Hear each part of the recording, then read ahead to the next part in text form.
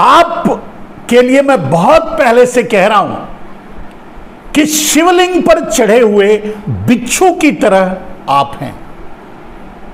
अब इसे मत कहिए कि मैं आपको बिच्छू कह रहा हूं, मैं एक उदाहरण दे रहा हूं। जैसे आप जुमले बोलते हैं ना, वो जुमला ही समझ लीजिए या लोकोक्ति समझ लीजिए। ये कोई आप पर नहीं, मैं मतलब आपको नहीं कह रहा हूं, लेकिन आपका जो ट्रैक है वो यही है कि आप शिवलिंग पर चढ़े हुए बिच्छू के समान हैं।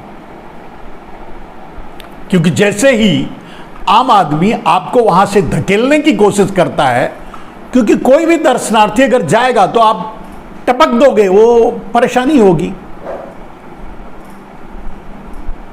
तो जब उस स्थिति में अगर वो आपको वहां से भगाने की कोशिश करेगा तो आम आदमी कंफ्यूज होकर के चिल्लाना शुरू कर देता है कि ये तो शिव का अपमान है।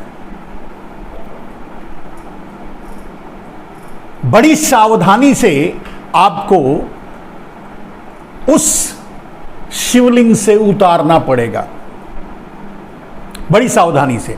और वैसे भी अब कांग्रेस पार्टी हो, राहुल या प्रियंका गांधी हो, ये पूरी तरह से आपने उनको वेल ट्रेंड कर दिया है राजनीति। अब आप मात ही मात आपके सामने है, शेयर नहीं दे सकते। आप करके देख लो, और आपने ही ट्रेनिंग दी है।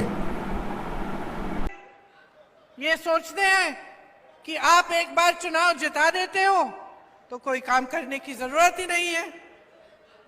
कहिए, नहीं रोकिए मत, सुनिए। हेलो, आप इधर आ जाओ, इधर आ जाओ।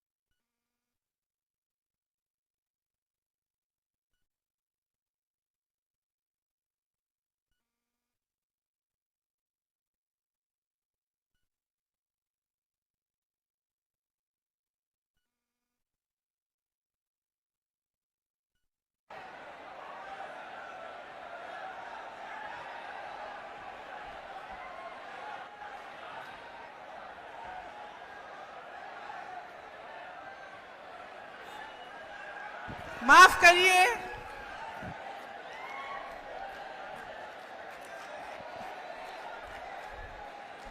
बैठ जाइए तो मैं बोलूं।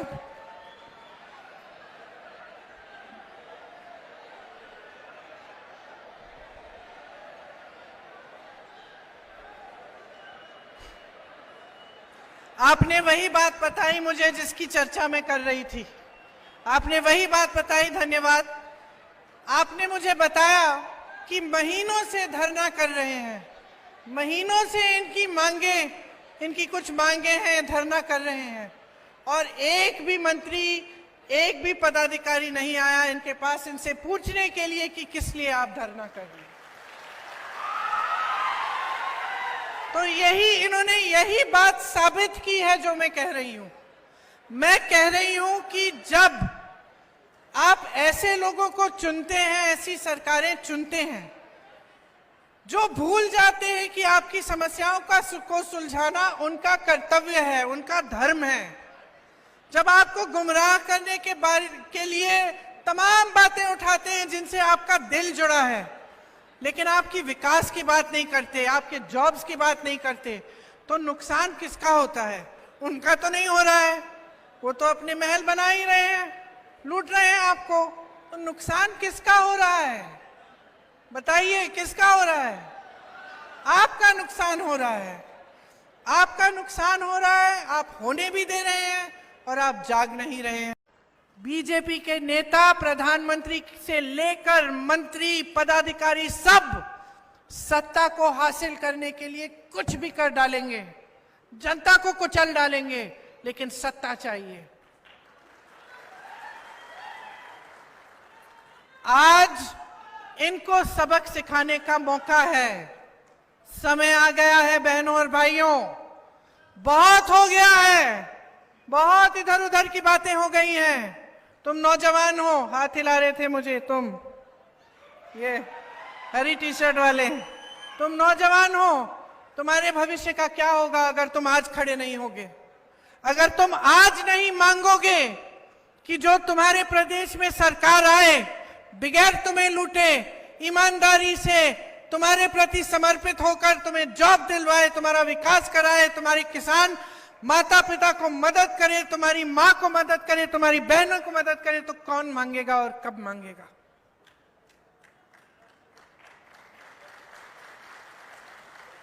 तो अब समय आ गया है कि आप सब जागरूक बन जाओ, इनको सबक सिखाओ। एक लहर है कर्नाटका में, बदलाव की लहर है। ऐसा बदलाव लाओ कि फिर कभी सरकार को चोरी करने की हिम्मत ना हो इनकी।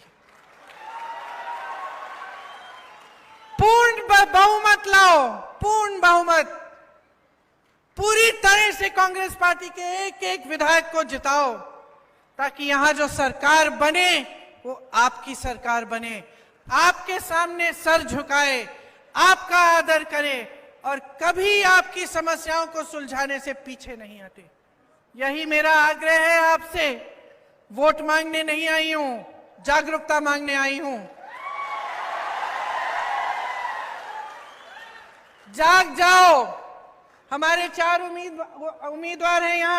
और आपने जो सिस्टम का नाजायज इस्तेमाल करने वाली जो परिपाटी डाली है, नरेंद्र मोदी सावधान रहना 2024 के बाद, जब आप सत्ता से उतर जाएंगे तो जितने पाप आपने किए हैं उन सारे कच्चे चिट्ठे को खोला जाएगा और यही ईडी सीबीआई आपके घर दिन रात बैठी रहेगी, क्योंकि जिस परिपाटी का जन्म आपने दिया है वो आगे वाले उसका इस्तेमाल करेंगे। और ये शुरू से ही मैं आपके लिए कहता रहा, ये गलत है, ये मत करो। एक ट्रेंड बन रहा है आगे के लिए, सिस्टम का गलत इस्तेमाल करना या सिस्टम के पीछे छुपकर वार करना या सिस्टम को अपनी साजिश में शामिल करना या सिस्टम के जरिए अपनी महत्वाकांक्षा को पूरा करना या सिस्टम के जरिए चुनाव जीतना। आज महिला पहलवानों ने प्रेस कॉन्फ्रेंस करके आपके संत ब्रजभूषण जी की जो बाकी कथाएं थी वो भी खोल डाली। संभलिए और संभालिए मोदी जी, आप नहीं संभलोगे और ना ही आप संभालोगे। आरएसएस को सोचने की जरूरत है। जो पिछले दरवाजे से